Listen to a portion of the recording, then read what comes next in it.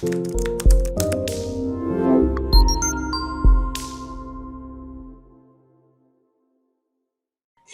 is Valerie Van Boeven with the Senior Care Industry Netcast, where leaders with 3 or more years in the senior care industry share their advice. It's 6 questions in 9 minutes, so let's get right to it. And in a few sentences, tell us who you are and what you do. Hi, Valerie. Thank you so much for this opportunity. My name is Sarah Christ, and I am the founder of a nonprofit called Vets for Elders.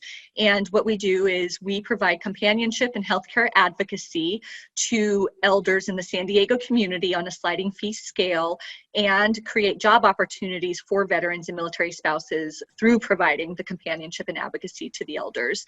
I also have a for-profit company called Connect Our Elders.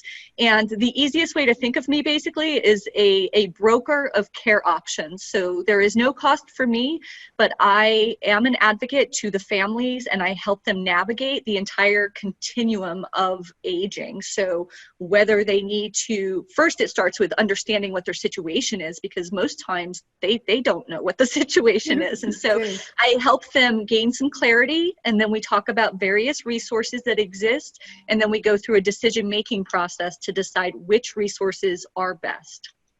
Wow, that's amazing. And I love the fact that you have a nonprofit too. So you're the people you serve, it runs the gamut of all kinds of different folks, I'm sure. Thank you. Thank you. That's awesome.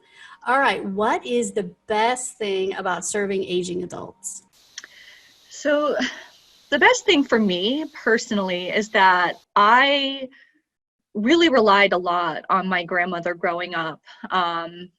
As a caregiver, as an inspiration. She was a very strong woman. And, you know, unfortunately, when I did leave the state of Maine and I went to college in Georgia and then the military background, I did not go home as much as I should. And that's, you know, that's a hard thing to live with when your older family members pass away. So for me, it's really showing all the love I feel I should have been showing to my grandmother, to all of the elders that I get to help today. And also because of the military background that I have, I really feel like we owe it to our older generations to take care of them, because they did in some way lay the foundation for the lives that we live today. You're right. Absolutely. We owe them so much. And we owe them listening to their stories and understanding their lives. Were moms and dads, and they were, you know, aunts and uncles and brothers and sisters, and they were so many things before they were just, you know, before they were an elderly person needing help, they were helping others. So I think you're doing a great job. Thank you. And it just breaks my heart to think about the ones that are aging in isolation, you know, and like you had said, that's the whole purpose, because I feel like regardless of somebody's financial situation, they deserve to have some sort of companionship. So I totally agree. Yes. This isolation piece of this pandemic we're in right now has really taken a toll on so many. So I appreciate what you're doing, and what all of our in-home healthcare providers and anybody in nursing home providers doing the best we can for everybody around us. Absolutely. So, yep. Okay, we're going to switch gears just a little bit and talk about online marketing. I hear from other senior service providers that online marketing can be challenging, which I totally agree. It can be confusing and ever-changing. What has been your experience or your thoughts with all of this? So I am definitely a face-to-face type of person, but like all of us, we've had to really pivot our marketing strategies. Fortunately, I have always been quite adept at using social media, and I've just, I've ramped it up a bit during these COVID times.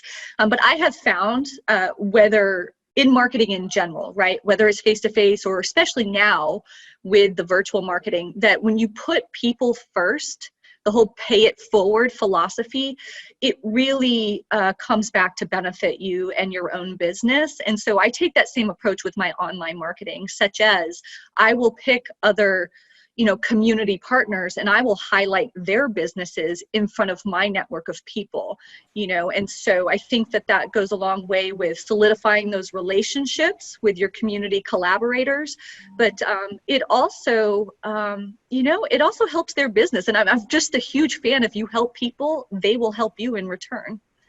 You're so wise. I love it, because that's why we do the show. Yay, to help others. And you know what? It's rewarding when you can reach out and help a marketing partner and highlight a service that you know they do a tremendous job with. Mm-hmm. There's not enough resources to go around. So I don't care how many home care agencies or assisted living facilities there are. We can't possibly meet the need of every single person, all of us combined. So it's okay to be a marketing partner and to really highlight even your competition sometimes, or trade Exactly. referrals or whatever you can do to help each other. I've always said, Valerie, I've always said that we are in the business of helping individuals, right? So that is our cause, our mission, right? And we all do it in our own ways. So it's not fidelity to the job or particular company, it's fidelity to the cause as a whole. And if we can have that mindset, we really all do band together with the focus of helping our elders. Exactly. Totally agree with you. And everybody should, if everybody had that attitude, we would all be doing a lot better. But it's great. I'm so glad to hear you say that. Thank you. Okay, let's switch back to your wisdom on senior care. I would imagine that in your lifetime, in your career, there have been other leaders or other organizations perhaps that you've thought have done a really good job. So is there Mhm. anybody you'd like to give a shout out to? I would. I would like to give a shout out to Tina Buchanan. She is the founder and CEO of an independent care management firm called Visionary Care Consultants. She's also my co-founder in my nonprofit, and I was about to let that idea go to the wayside until we, serendipitously met. And she said, "Oh no, we have to make this happen." And she's an inspiration to me because she was a social worker in the facilities and for home health. And she said, "You know what? This needs to be done better." And so she took the leap of faith and started it. And I've seen her in action with so many clients, and she truly, truly goes above and beyond. And her level of empathy is unmatched. As far as associations, Alzheimer's San Diego is a big one for me. Also Southern Caregiver Resource Center as well. Great. It's always awesome to have a partner and a mentor and someone that you just admire working closely with you on any project. So great. Thank you for giving. I know when we do this and we have our little shout out section, it's amazing how people really, they're not only surprised that they're the one you picked, but they're so honored when that happens, and that makes people feel great. So thank you for that. You're welcome. All right. What piece of advice would you give other senior caregivers? I go back to what I was saying earlier, which is the whole fidelity to the cause, which is keep in mind, let's not be selfish when it comes to caring for these elders. If you and what you're offering is not the right fit, please still take the time to offer the guidance to the elder themselves, the elderly spouse, or the family members, because by the time they get to us, typically, they're so overwhelmed and they don't know which direction to go. And so if you're not the right fit, please at least help them figure out what the right fit is so they end up getting help. That is what is most important at the end of the day. Do what's right. Yes, do what's right. That's exactly the truth. And I just did another interview, and we talked just about that. Follow your heart and do what's right for the client. And truly, I think that the senior care piece of our lives, that chapter in our lives, whether we're the adult child helping a parent or we are that senior, that chapter is the most overwhelming emotionally and physically, probably almost in our lifetime, unless of course we've had other medical issues. But that piece is so overwhelming for families, especially those who have never dealt with this before, haven't worked in the industry, don't understand the difference between Medicare and Medicaid, or private pay and home health care. I mean, the terms are used interchangeably. The money piece is huge. So you're right. Do what's right for them. They can't afford your services, or you're just not the right fit for what they really need. Help them find the way, because this is a really tough time for that family. It is, not only mentally, but, the emotional aspect of it. Because if you really think about it, especially in the scenarios where there's dementias or Alzheimer's, right? Yeah. The grieving process actually begins even before the loved one passes away. You know, Yeah. they begin losing their loved ones. So it's a very dynamic situation in industry. Yep, absolutely. Okay, my last question is supposed to be a fun one. When you have a win in life, it could be business, personal, it could be a graduation, a new baby in the family, it could be a marriage or whatever it is. How do you like to celebrate?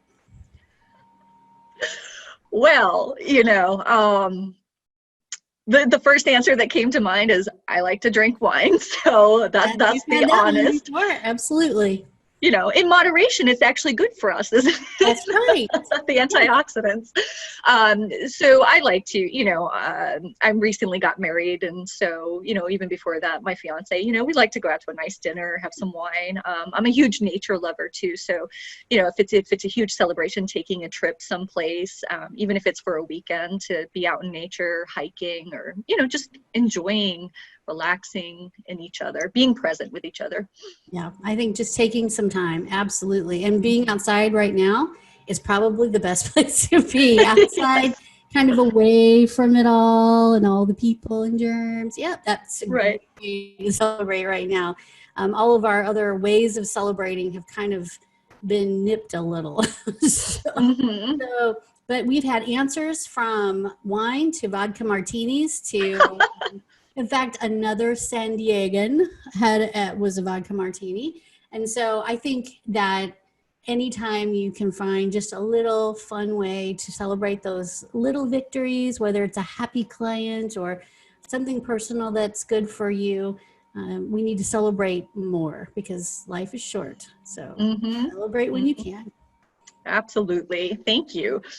All right. Well, you did a great job. Thank you so much for being on the show, for imparting us with your wisdom and telling us about your business, because I know there are folks in your area and around the country who would love to know more about what you do, your nonprofit, your for-profit, and all the things that you're involved in. And maybe you're a great model for someone else to start something on another part, in another part of the country. So thank you. I hope so. All Thank you, right. Valerie.